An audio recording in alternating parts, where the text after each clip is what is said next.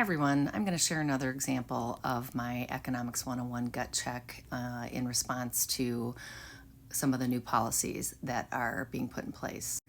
So the next example would be mass deportations. Mass deportations are expected to be inflationary policy, and I'll explain why. The immigrant population meets a need in the supply chain that is a very low paying, low skilled labor position. These are field workers, these are poultry farm workers, these are ranch workers that are very inexpensive labor. When that source of labor is removed, two things happen.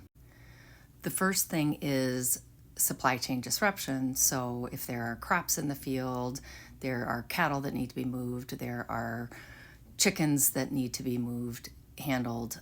Those workers are not there, so there is disruption in the supply chain.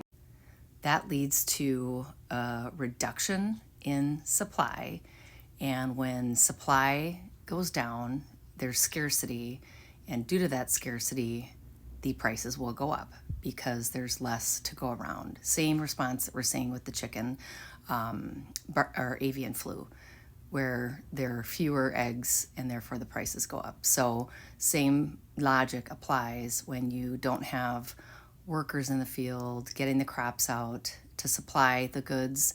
Those goods become scarce. The next impact that would happen over time is to find replacement workers. It is likely that the pay will have to increase because the migrant populations often will work for wages that are far below a living wage, and U.S. workers will demand higher wages. So in that case, we will also see inflation in the cost of goods, not just because of the scarcity.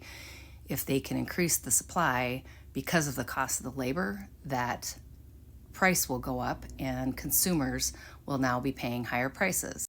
So at the end of the day, the deportation impact on the labor markets will result in increased cost, which results in inflation for consumers and ultimately will dampen consumption and hurt the companies that are trying to sell their goods now at a higher price.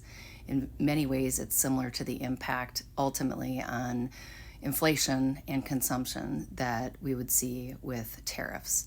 So again, Econ 101, what happens to supply and demand with these policies? And at the end of the day, deportation will result in inflation. And as a result, disposable income can only go so far for consumers, so consumption will go down.